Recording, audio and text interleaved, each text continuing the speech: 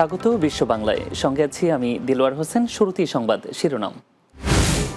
অস্ট্রেলিয়ার new south ওয়েলসে অনুষ্ঠিত হতে যাচ্ছে স্থানীয় কাউন্সিল নির্বাচন। প্রবাসী বাংলাদেশি প্রার্থীরাও দলীয় বা স্বতন্ত্রভাবে মাঠে নেমেছেন। মালয়েশিয়ায় শ্রম শোষণের শিকার 4 বাংলাদেশি কিশোর উদ্ধার। অপ্রাপ্তবয়স্ক কর্মীদের কাজ করানো নিয়োগকর্তাকে আটক।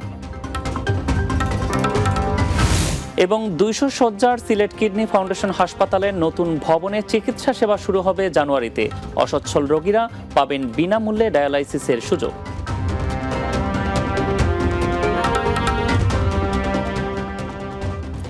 শুনছিলেন শিরোনাম, এবার বিস্তারিত।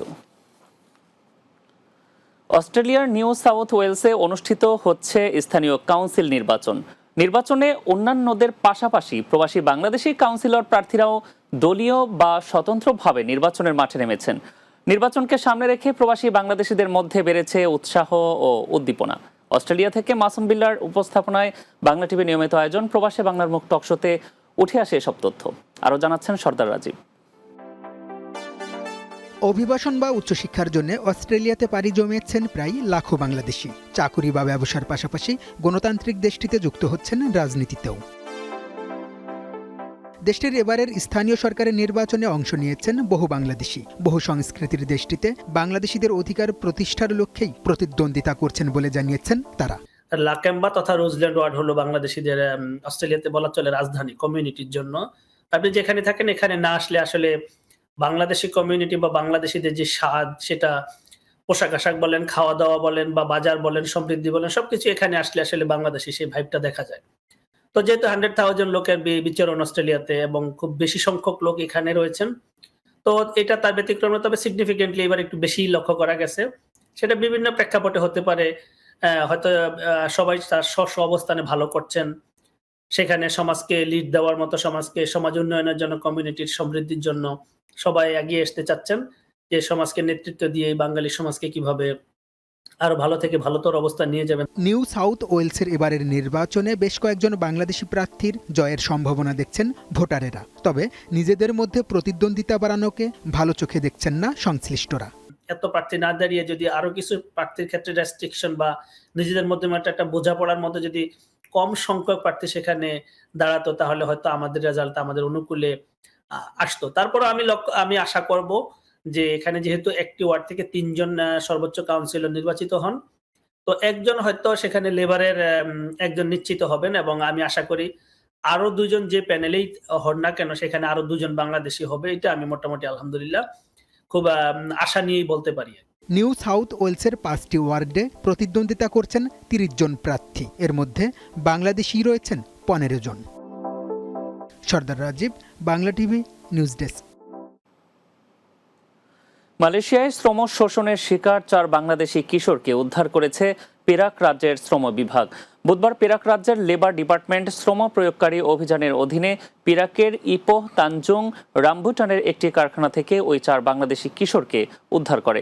পেরাকের লেবার ডিপার্টমেন্টের পরিচালক মোহাম্মদ ফৌজি আব্দ গনি এক বিবৃতিতে জানান, 14 থেকে 16 বছর বয়সী 4 কিশোর 1 বছরেরও বেশি সময় ধরে কারখানায় কাজ করছে বলে ধারণা করা হচ্ছে।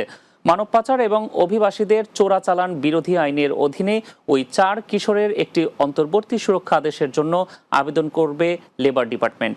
ফৌজি আব্দ গনি বলেন, অপ্রাপ্তবয়স্ক কর্মীদের নিয়োগের জন্য টিপসম অ্যাক্ট অনুযায়ী নিয়োগকর্তাকে আটক করেছে শ্রম বিভাগ।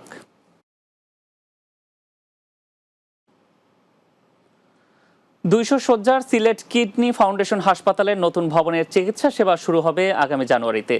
10 তলা ভবনে থাকবে সকল প্রকার কিডনি রোগের সর্বাধুনিক চিকিৎসার সুবিধা।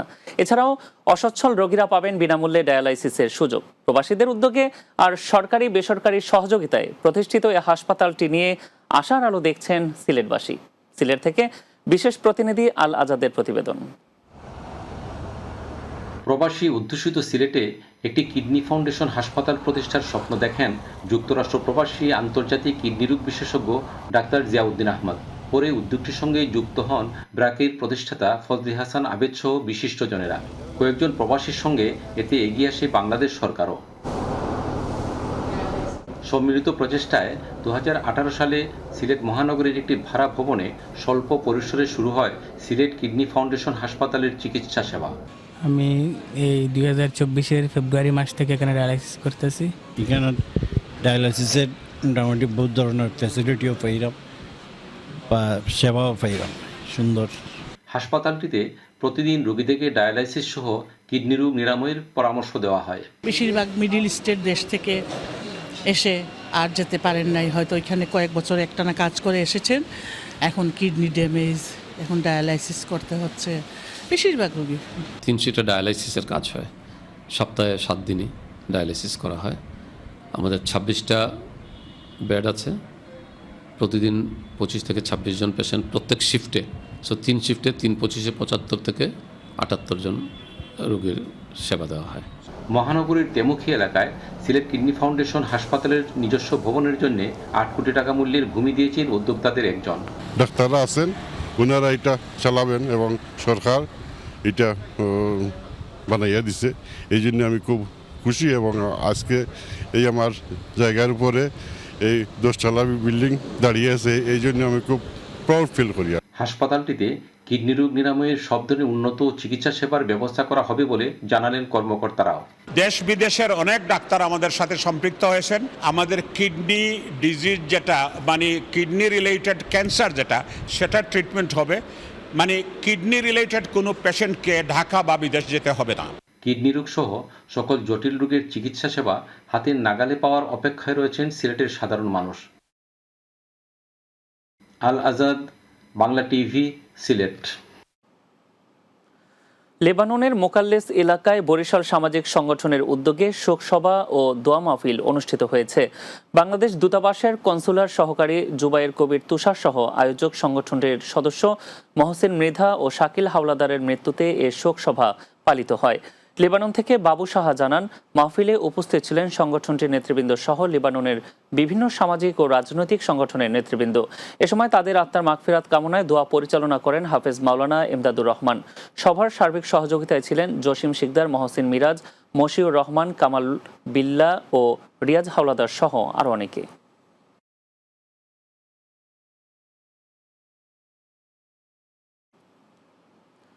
বিশ্ব বাংলা নিচ্ছে এবার ছোট একটা বিরতি। ফিরে আসার পর অন্যান্য সংবাদের সাথে আরও যা থাকছে। ব্রিটিশ ও আইরিশ নাগরিক ছাড়া বর্ধিত ভ্রমণ ভিসা প্রকল্পের অধীনে ব্রিটেনে প্রবেশ অনুমতি লাগবে, দিতে হবে 10 পাউন্ড ফি।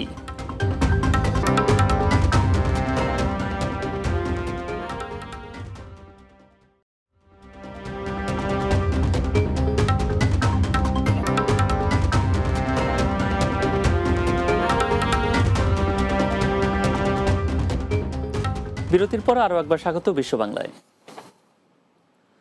আগামী 28 অক্টোবর লন্ডনে হতে যাচ্ছে বিসিএর 17তম অ্যাওয়ার্ড ও গালা ডিনার অনুষ্ঠান। সম্প্রতি সংবাদ সম্মেলনে এ তথ্য জানিয়েছেন সংগঠনের নেতৃবৃন্দ। লন্ডন ব্যুরো চিফ চৌধুরী মুরাদের প্রতিবেদনে বিস্তারিত। আপনারা জানেন যে কারি ইন্ডাস্ট্রি আমাদের যে বিসিএর অ্যাওয়ার্ড, বিসি হচ্ছে বাংলাদেশ ক্যাটারাসি হচ্ছে মাদার অফ অল অর্গানাইজেশন। এই অ্যাওয়ার্ডটা হচ্ছে আপনার নাম্বার 1 ইন দি কমিউনিটি। সেই অ্যাওয়ার্ডের মাধ্যমে আমরা যে শেফ রেকগনাইজ করি, restaurant of the year recognise করি। তো আমরা যে কমিউনিটিতে যে অ্যাওয়ার্ড দিয়ে থাকি সেটা কিন্তু বিজনেসকে আপনার অনেক এনহান্স করে। বাংলাদেশ ক্যাটারার্স অ্যাসোসিয়েশন ইউকের 17তম অ্যাওয়ার্ড অনুষ্ঠান অনুষ্ঠিত হতে যাচ্ছে আগামী 28 অক্টোবর। ধন্যবাদ। আজকে এখানে বাংলাদেশ ক্যাটারার্স অ্যাসোসিয়েশনের পক্ষ থেকে আমরা এখানে আমাদের 17th annual award and dinner declaration দেওয়া হলো এবং আমাদের হচ্ছে 28th অফ অক্টোবর আমাদের অ্যাওয়ার্ড ফাংশন এবং ভেন্যুটা আপনাদেরকে পরে জানানো হবে, কারণ এটা আমরা সারপ্রাইজ রাখতেছি। এবং this year we have actually we wanted to actually have something different and better, bigger than any other years. Between 950 to 1000 people. আমরা always the best restaurant of the year and chef of the year. আমরা 10টা best restaurant of the year দেই, 10টা best chef of the year. On top, আমরা very nice, young, energetic newcomer একটা award. In same time, আমাদের কমিউনিটির মধ্যে very hard working, dynamic, talented people যারা আমরা কমিউনিটিরে হেল্প করেন, সাহায্য করেন, সহযোগিতা করেন, আমরা এনকারেজ করেন টু ডু সামথিং, তারাও আমরা 3টা রেকগনাইজ করি। এই অ্যাওয়ার্ড অনুষ্ঠানকে ঘিরে সংগঠনের পক্ষ থেকে এক সংবাদ সম্মেলনে জানানো হয়েছে নতুন প্রজন্মের যারা ব্যবসারত রয়েছেন তাদেরকে উৎসাহ করতে এই ধরনের আয়োজন করা হয়েছে। এটা ইনশাল্লাহ আমরা একটা সারপ্রাইজ আছে। আমরা চাইলাম এবার একটা এন্টারটেইনমেন্টের ব্যাপারে আমরা বাংলাদেশ থেকে একটা টিম আনতাম চাইলাম। We have a great team with us this year to perform special awards to all our members and all our guests. And we have big dignitaries and performers coming from around the globe, and we are really looking forward to this year's awards. আপনার মাধ্যমে যেটা কইতাম sir, আগামী September 17 September হামাসমিথ কলেজও আমরা chef competition করতাম। আপনারা যারা এখন পর্যন্ত নমিনেশন দিচ্ছেন না, ইনশাল্লাহ আপনারা দিবা। আর ডেফিনেটলি আপনারা লাগে একটা শেফ কম্পিটিশন সারপ্রাইজ থাকবো, আপনারা সবাই এনজয় করবা। প্লিজ আপনারা সবাই বা। এই আয়োজনের মাধ্যমে বাংলাদেশ ক্যাটারার্স অ্যাসোসিয়েশন যে উদ্যোগ নিয়েছে, এই উদ্যোগের মাধ্যমে বিশেষ করে ব্রিটেনের সবচেয়ে বড় কারি ইন্ডাস্ট্রি আরও অগ্রগতি ঘটবে এমনই প্রত্যাশা রেখেছেন আয়োজকরা। Chowdhury Murad, Bangla TV news, London. British ও আইরিশ নাগরিক ছাড়া বাংলাদেশি সহ যুক্তরাজ্যে ভ্রমণ ইচ্ছুক সবার বর্ধিত ভ্রমণ ভিসা প্রকল্পের অধীনে ব্রিটেনে প্রবেশের অনুমতির প্রয়োজন হবে বলে ঘোষণা দিয়েছেন দেশটির স্বরাষ্ট্রমন্ত্রী ইভেট কুপার। হোম সেক্রেটারি জানান, চলতি বছরের নভেম্বর থেকে কয়েকটি দেশের পর্যটকদের ভিসা ছাড়াই যুক্তরাজ্যে প্রবেশের জন্য 10 পাউন্ড ফি দিতে হবে। এর আগে যুক্তরাজ্যের আগের সরকার বৈধ বসবাসের অধিকার বা ভিসা ছাড়াই যুক্তরাজ্যে প্রবেশকারীদের জন্য গত বছর electronic travel authorisation ETE system চালু করেছিল। ইটিএ বর্তমানে কাতার, বাহরাইন, কুয়েত, ওমান, সংযুক্ত আরব আমিরাত, সৌদি আরব এবং জর্ডানের নাগরিকদের জন্য প্রযোজ্য, কিন্তু নভেম্বর থেকে এটি ইউরোপীয় ব্যতীত অন্য সকল নাগরিকদের জন্য প্রযোজ্য হবে। আগামী বছরের মার্চ মাস থেকে এটি ইউরোপীয় নাগরিকদের জন্য প্রসারিত হবে। চীনে আন্তর্জাতিক প্রতিনিধিদের অংশগ্রহণে 7 দিনব্যাপী মিডিয়া ট্যুর অনুষ্ঠিত হয়েছে। গুয়াংশি ঝুয়াং স্বায়ত্তশাসিত অঞ্চলের নাননিং শহর এবং চংচিং মিউনিসিপ্যাল এর বিভিন্ন জেলাতে এই ট্যুর অনুষ্ঠিত হয়।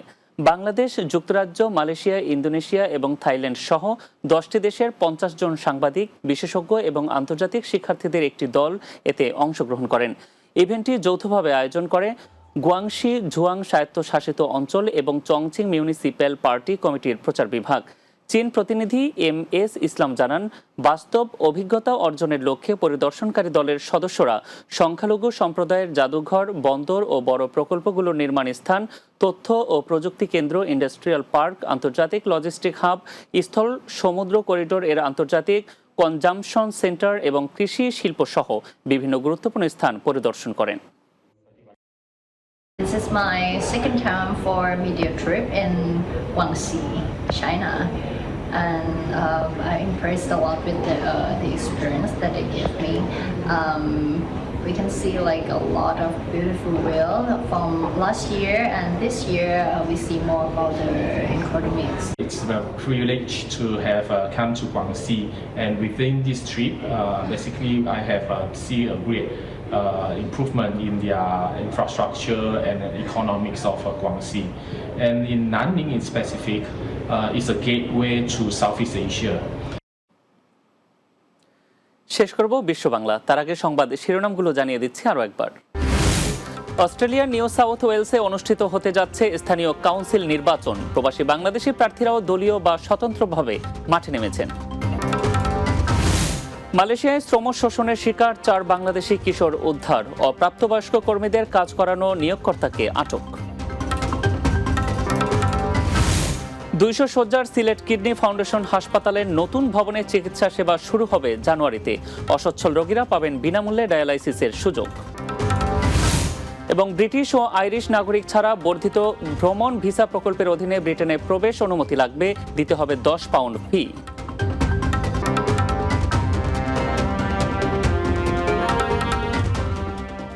এই ছিল বিশ্ব বাংলায়। এতক্ষণ সঙ্গে থাকার জন্য ধন্যবাদ সবাইকে।